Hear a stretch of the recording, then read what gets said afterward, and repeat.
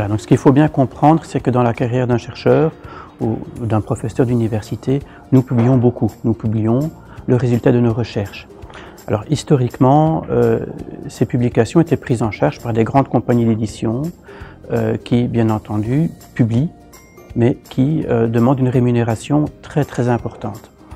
Alors aujourd'hui, il nous est possible de réfléchir à nouveau sur la façon dont on veut publier et notamment sur la façon dont on veut rendre le résultat de nos recherches disponible pour le grand public. C'est comme ça que l'Open Access est né, c'est l'idée que le public ne doive plus payer pour avoir accès finalement à notre travail. Il nous a déjà payé une fois, il paye les chercheurs, je suis payé sur des fonds de recherche publics, il est normal que mes recherches soient disponibles au plus grand nombre. Historiquement, évidemment, les publications étaient disponibles en papier, elles étaient stockées religieusement dans les bibliothèques et on accédait aux différents articles en les consultant, parfois en les photocopiant. Tout ça, ça demande une logistique très lourde. Et donc on peut comprendre que quelque part le marché de la publication était aux mains de grandes compagnies. Aujourd'hui, il est possible de publier à des coûts moindres parce que finalement, ce qui est important, c'est que les recherches soient relues, soient analysées, soient mises en page, mais le document lui-même est un document électronique.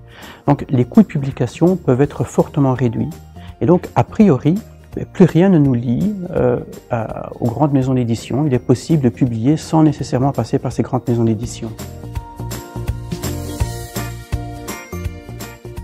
Alors, il est vrai que le marché de l'open access a très vite été piraté par toute une série de compagnies sans scrupules qui désiraient faire payer les chercheurs pour publier sans beaucoup de contrôle. Donc, à Earth System Dynamics, nous avons d'emblée pris le pari de travailler avec une compagnie extrêmement sérieuse, qui est basée en Allemagne, et qui elle-même fonctionne en partenariat avec des sociétés scientifiques. Donc, par exemple, moi je suis membre de la Société européenne des géosciences. C'est une très grande société avec un pignon sur rue qui regroupe quelque chose comme 20 000 membres et qui réellement fait autorité en Europe dans tout ce qui touche aux géosciences.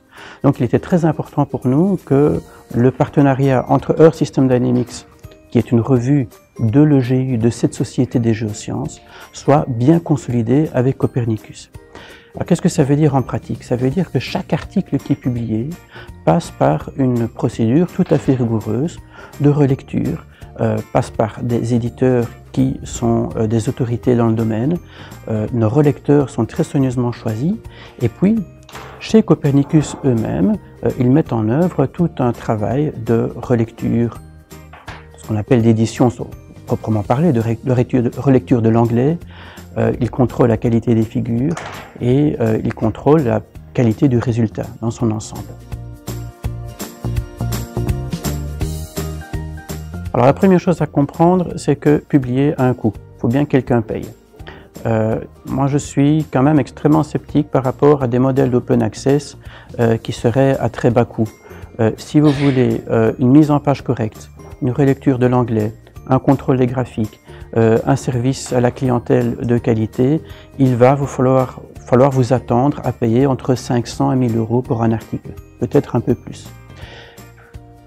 Donc ce qui compte, c'est pas de chercher le plus bas prix, mais de miser sur finalement la qualité du processus éditorial.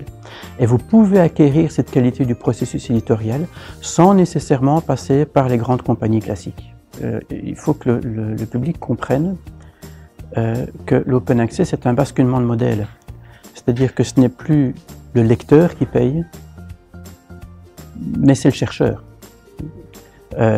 Donc, d'une certaine façon, l'argent public va devoir être mobilisé à un moment donné pour que le résultat de recherche soit disponible.